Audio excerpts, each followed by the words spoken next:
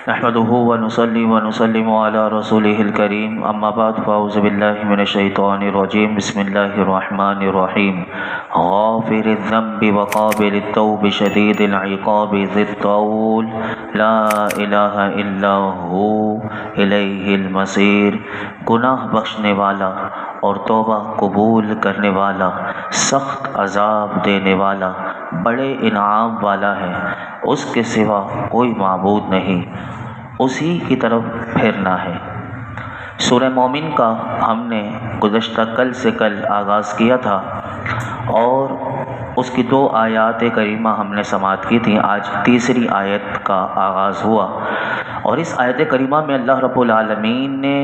اپنے 6 مزید اوصاف اس آیت کریمہ میں بیان کیے۔ وہ کیا اوصاف ہیں رب العالمین کے سنیے۔ سب سے پہلا وصف اللہ تعالیٰ کا یہ اس آیت کریمہ میں بیان کیا گیا کہ وہ گناہ بخشنے والا ہے۔ جو مسلمان اپنے گناہوں سے سچی توبہ کرتا ہے اس کے گناہوں کی بخشش کا تو اللہ نے وعدہ فرمایا ہے، اور سن لو کہ اللہ رب العالمین اپنے وعدے کے خلاف نہیں فرماتا۔ البتہ توبہ کے بغیر بھی اللہ تعالیٰ جس مسلمان کے چاہے گناہ بخش دے تو یہ اس کا فضل و کرم اور احسان ہے۔ بعض مفسرین نے یہ بھی لکھا کہ یہ جو غافر جو لفظ ہے، اس سورت کو سورہ غافر بھی کہتے ہیں، سورہ مومن بھی کہتے ہیں۔ اب یہاں جو لفظ آیا غافر، اس کا ایک معنی مفسرین نے ساتر بھی کیا۔ ساتر کا مطلب ہوتا ہے یعنی چھپانے والا، اور فرمایا اس صورت میں غافر الذنب کا معنی یہ بنے گا کہ اللہ تعالیٰ ایمان والوں کے صغیرہ کبیرہ تمام گناہوں اور خطاؤں کو محض اپنے فضل سے دنیا میں چھپانے والا ہے، تو وہ قیامت کے دن بھی ان کے گناہوں کو چھپائے گا۔ یہ میرے رب کی شان ہے۔ نمبر 2، جو دوسرا وصف بیان کیا وہ یہ بیان کیا کہ وہ توبہ قبول فرمانے والا ہے۔ جو کافر اپنے کفر سے اور جو مومن اپنے گناہوں سے سچی توبہ کرتا ہے تو فرمایا اللہ رب العالمین اپنے فضل سے اس کی توبہ قبول فرماتا ہے، اگرچہ اس نے موت سے چند لمحے پہلے توبہ کیوں نہ کی ہو۔ اتنا رب العالمین کا کرم ہے اپنے بندوں پر کہ ساری زندگی گناہوں میں رہا، لیکن اگر اس نے توفیق خود ہی دے دی موت سے پہلے، وہ غرغرہ کے فرشتوں کو دیکھنے سے پہلے اگر اس نے توبہ کر لی تو وہ رب العالمین پیچھے نہیں دیکھتا کہ اس نے ساری زندگی گناہوں میں، وہ ایسا کریم پروردگار ہے کہ فرمایا کہ وہ اپنے بندے کی توبہ موت سے پہلے کی بھی توبہ کو قبول فرما لیتا ہے۔ نمبر 3، تیسرا وصف یہ بیان کیا کہ وہ سخت عذاب دینے والا ہے۔ صرف بندہ اس میں یہ نہ سمجھے کہ صرف وہ بخشنے والا ہے، تو یہ بھی سن لو کہ وہ سخت عذاب دینے بھی والا ہے۔ اللہ تعالیٰ کافروں کو ان کے کفر کی وجہ سے جہنم میں سخت عذاب دے گا۔ البتہ یہ بھی یاد رکھیے گا کہ جو گناہ گار مسلمان بھی ایسے ہوں گے کہ جن کے گناہوں کی بنا پر انہیں بھی جہنم کے عذاب میں مبتلا کیا جائے گا، اور اللہ جب تک چاہے گا وہ جہنم میں رہیں گے۔ اگر ان کا ایمان پر خاتمہ ہوا ہے تو وہ جہنم میں ہمیشہ نہیں رہیں گے، لیکن انہیں بھی جہنم میں ڈالا جائے گا۔ نمبر 4، چوتھا وصف یہ بیان کیا کہ وہ بڑے انعام والا ہے۔ جو لوگ اللہ رب العالمین کی معرفت رکھتے ہیں انہیں اللہ تعالیٰ بڑے انعام عطا فرمانے والا ہے۔ نمبر 5، فرمایا اس کے سوا کوئی معبود نہیں۔ فرمایا کہ اس آیت میں اللہ رب العالمین نے اپنے فضل و رحمت کے جو اوصاف اس آیت کریمہ میں بیان کیے یہ صرف اللہ رب العالمین کے ہیں، اس کے علاوہ کسی ذات میں کوئی ایسی ذات نہیں کہ کسی میں ایسی صفات ہوں۔ جب اللہ تعالیٰ کے علاوہ کوئی ایسا وصف نہیں رکھتا تو فرمایا سن لو کہ اس کے علاوہ کوئی معبود بھی نہیں، وہی عبادت کے لائق ہے۔ نمبر 6، فرمایا کہ اسی کی طرف پھرنا ہے۔ جب قیامت کے دن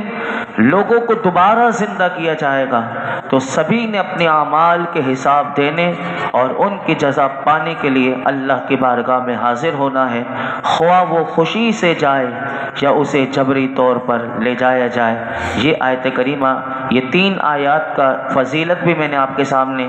بیان کی تھی کہ میرے آقا علیہ الصلوۃ والسلام نے ارشاد فرمایا کہ آیت الکرسی پڑھنے کے بعد اگر کوئی ان 3 آیات کو سورہ مومن کی پڑھ لے تو اللہ رب العالمین العالمین اسے اگر اس نے صبح کے وقت پڑھی تو شام تک اپنی حفاظت کا حصار عطا فرماتا ہے، اور جو شام کو پڑھ لے تو صبح تک اللہ تعالیٰ اسے حفاظت عطا فرماتا ہے اور اس بندے کی حفاظت کی جاتی ہے۔ اس آیت کریمہ میں علماء فرماتے ہیں کہ غور تو کرو کہ جب اللہ رب العالمین کی یہ شان ہے کہ وہ گناہوں کو بخشنے والا ہے اور کافروں اور گناہ گاروں کی توبہ قبول کرنے والا ہے، سخت عذاب دینے والا ہے، انعام اور احسان کرنے والا ہے، وہی اکیلا معبود ہے، اور سبھی کو اپنے اعمال کا حساب دینے اور اس کی جزا پانے کے لیے اللہ کی بارگاہ میں حاضر ہونا ہے، تو ہم جیسے گناہ گار مسلمانوں کو بھی چاہیے اور جو کافر ہیں انہیں بھی چاہیے کہ وہ اپنے کفر سے توبہ کر لیں، مرنے سے پہلے اور گناہوں سے توبہ کر لیں اور اللہ کی بارگاہ سے بخشش اور مغفرت مانگتے رہیں اور اس کے عذاب سے ڈرتے رہیں اور پناہ مانگتے رہیں، اور اس کے انعام اور احسان کو پانے کی انسان کوشش کرے۔ جب کوشش کرے گا تو پھر اللہ، کیونکہ خود اس نے بتا دیا کہ وہ بڑے انعام والا ہے، جب بندہ جتنی اس کی معرفت اس کو ملتی چلی جاتی ہے اس پر انعام اور اس کے اکرام کی بارش بھی برسنا وہ بڑھتی رہتی ہے، اور ہمیں چاہیے کہ ہم عبادت کے معاملے میں سستی نہ کریں اور آخرت میں ہونے والے حساب کی دنیا میں تیاری کر لیں۔ مرنے کے بعد اگر کوئی کہے کہ میں تیاری کر لوں تو پھر مرنے کے بعد کسی کو مہلت نہیں ملے گی، اور یہ ہمیں آیت کریمہ پیغام دے رہی ہے۔ اس آیت کریمہ کی اتنی بڑی برکت ہے کہ صحابہ کرام رضوان اللہ تعالی علیہم اجمعین کہ کیسے لوگوں کی اصلاح کیا کرتے تھے کہ اگر کوئی بگڑ گیا، کوئی گناہ گار ہو گیا تو اسے راہ راست پر کیسے لاتے تھے۔ اسی آیت کے ضمن میں ایک واقعہ صحابی رسول کا منقول ہے کہ حضرت یزید بن اسم رحمۃ اللہ علیہ سے منقول ہے کہ ایک آدمی بہت بڑا طاقتور تھا اور شام کے لوگوں سے اس کا تعلق تھا۔ حضرت فاروق اعظم رضی اللہ تعالیٰ عنہ ہر ایک شخص کے بارے میں اطلاع رکھا کرتے تھے۔ اب دیکھیے کیسے امیر المؤمنین ہیں۔ آج تو لوگ منصب ملنے کے بعد، کیا منصب ملنے سے پہلے بھی نہیں پتہ ہوتا، منصب ملنے کے بعد بھی کسی کا نہیں پتہ ہوتا۔ اب دیکھیے آپ فاروق اعظم رضی اللہ تعالیٰ عنہ امیر المؤمنین ہیں، آپ نے اس شخص کو اپنے پاس نہ پایا تو اس کے بارے میں پوچھا وہ کہاں ہے۔ آپ کو بتایا گیا کہ وہ شراب کے نشے میں دھت ہے۔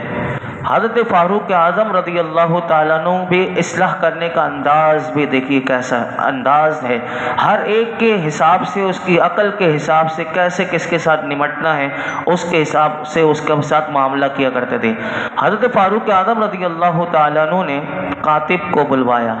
اور اس سے فرمایا لکھو کہ عمر بن خطاب کی جانب سے فلاں بن فلاں کے نام تم پر سلام ہو، میں تمہارے سامنے اللہ رب العالمین کی حمد و ثنا بیان کرتا ہوں کہ جس کے سوا کوئی معبود نہیں۔ پھر آپ نے یہی آیت کریمہ لکھی، بولا کاتب کو لکھ غافر الذنب وقابل التوب شدید العقاب ذی الطول لا الہ الا ہو الیہ المصیر۔ آپ نے یہ آیت کریمہ لکھی اور پھر آپ نے اس کے لیے دعا کی، اور جتنے احباب آپ کی مجلس میں موجود تھے آپ نے دعا کی، سارے لوگوں نے آمین کہی۔ ہمارے یہاں آمین کا بھی بعض لوگوں کو مطلب نہیں پتہ ہوتا آمین کیا ہے۔ اگر میں ابھی بھی کسی سے پوچھوں کہ آمین اس کا مطلب کیا ہے تو اکثر کو عموماً نہیں پتہ ہوتا۔ اس کا مطلب ہوتا ہے استجب، اے مالک تو قبول فرما۔ آمین کا مطلب ہے یا رب العالمین تو قبول فرما۔ تو جتنے احباب مجلس میں بیٹھے ہوئے تھے ان سب نے آمین کہا، تو پھر انہوں نے آمین کہی اور پھر اس کے حق میں یہ دعا کی گئی کہ اللہ اس پر نظر رحمت فرما دے اور اس کی توبہ قبول فرمائے، اور اس خط کو روانہ کر دیا گیا۔ راوی کہتے ہیں کہ جب وہ خط اس آدمی تک پہنچا جس کو فاروق اعظم نے اس کے بارے میں پوچھا تھا، اس آدمی نے جب وہ خط کھولا اور اسے پتہ چلا کہ فاروق اعظم رضی اللہ تعالیٰ عنہ نے خط میری طرف بھیجا ہے، اور اس نے جب خط پڑھنا شروع کیا، اللہ اکبر، کیا فاروق اعظم ہے کہ اگر دریائے نیل کو رکھ دیں تو دریائے نیل اس خط کو پڑھ کر وہ جاری ہو جاتا ہے، کہ جس دریائے نیل میں ہر سال کنواری عورت کو ڈالا جاتا تھا، اور وہ یہ سمجھتے تھے کہ ان کے ذہنوں میں یہ توہمات شیطان نے ڈالتی تھی کہ جب تک ایک عورت کو زندہ نہ ڈالا جائے تو دریا نیل کا پانی وہ اوپر نہیں آئے گا ورنہ وہ سوکھ جاتا تھا۔ اب اس آدمی نے بھی جب یہ خط پڑھا تو وہ پڑھنے لگا غافر الذنب، تو کہنے لگا اللہ نے مجھ سے بخشش کا وعدہ کیا۔ اب دیکھیے وہ پڑھنے والا بھی کیسے، اس نے پڑھا غافر الذنب کہ جب اللہ تعالیٰ فرماتا ہے کہ میں بخشنے والا ہوں تو وہ بندہ کہنے لگا اللہ نے مجھ سے بخشش کا وعدہ کیا۔ وقابل التوب شدید العقاب، اللہ تعالیٰ نے مجھے اپنے عذاب سے ڈرایا ہے۔ ذی الطول، وہ بہت زیادہ انعام فرمانے والا ہے۔ الیہ المصیر، وہ بار بار اس آیت کریمہ کو پڑھ رہا تھا اور اپنے اوپر اپنے اعمال کو یاد کر کے وہ دہراتا رہا اور رونے لگا، یہاں تک کہ اس نے گناہوں سے توبہ کی اور بہترین توبہ کی۔ جب حضرت فاروق اعظم رضی اللہ تعالیٰ عنہ کو اس کے بارے میں اس کا معاملہ بتایا گیا تو آپ نے پھر لوگوں کو نصیحت کرتے ہوئے فرمایا، اے لوگوں، تم بھی لوگوں کو اگر تم کسی کو لغزش کی حالت میں دیکھو، کسی گناہ گار کو گناہ کی حالت میں دیکھو، کسی خطا کار کو خطا کی حالت میں دیکھو تو فرمایا اس شخص کو درست ہونے کا موقع دو اور اس شخص کے لیے اللہ سے دعا کرو اور اس کے خلاف شیطان کے مددگار نہ بنو۔ ہمارے معاشرے میں بھی یہی ہوتا ہے کہ ہمارے ماں باپ ہوں یا کوئی بھی جن کو اصلاح کرنے کا طریقہ نہیں آتا تو وہ کسی کو اگر گناہوں میں دیکھیں تو یہ واقعہ اتنی بڑی نصیحت ہے کہ وہ بھی لوگوں کے ساتھ اچھا سلوک کریں اور یہ نہیں کہ ایسا سلوک کریں کہ بلکہ وہ اپنے گناہ سے باز آ جائے اور زیادہ گناہوں پر بے باک نہ ہو۔ اور یہ بھی یاد رکھنا چاہیے کہ گناہ گار سے نفرت نہیں کرنی چاہیے بلکہ اس کے گناہ سے نفرت کرنی چاہیے اور اسے ایسے انداز میں نصیحت کرے کہ جس سے وہ گناہ چھوڑ دے اور نیک اعمال کی طرف اسے رغبت ملے اور اپنے اعمال کی وہ اصلاح کر لے اور پرہیزگار انسان بننے کی کوشش کرے اور اس کے ساتھ ساتھ اس بندے کے لیے دعا بھی کرے۔ جیسے فاروق اعظم کیسے عشرہ مبشرہ میں سے ہیں، آپ نے اس کے لیے دعائیں کی اور سب لوگوں نے آمین بھی کی، تو ایسے ہی اگر ہم بھی لوگوں کی اصلاح کریں اپنے گھر والوں کی اور جو نماز نہیں پڑھتے، جو دین نہیں سیکھتے، اگر ہم ان کے لیے بھی احسن انداز میں کوشش کریں گے تو یقیناً انشاءاللہ وہ بھی دین کی طرف آئیں گے، وہ بھی نماز کی طرف آ جائیں گے۔ اگر کوئی نہیں پڑھتا تو اس کے لیے کوشش انسان کرتا رہے، اسے کوئی نہ کوئی اچھی بات بتاتا رہے، اس کا دل بھی لگ جائے گا تو ہمیں اس کا صدقہ جاریہ ہو جائے گا کہ وہ جب تک نماز اور اللہ کا ذکر کرتا رہے گا ہمیں بھی ثواب ملتا رہے گا۔ اللہ رب العالمین قرآن حکیم کی اس آیت کریمہ کا جو درس سنا اس میں غور و فکر کرنے اور اس کو مزید ہمیں سمجھ کر عمل کرنے کی توفیق عطا فرمائے۔ الحمدللہ رب العالمین والصلاة والسلام علی سید الانبیاء والمرسلین وعلی آلہ واصحابہ اجمعین۔ یا اللہ پاک جو کچھ سنایا اس میں کوئی غلطی کوتاہی معاف فرما، اپنی بارگاہ میں قبول فرما، ہماری ہمارے والدین کی، میرے آقا کی تمام امت کی بے حساب مغفرت فرما۔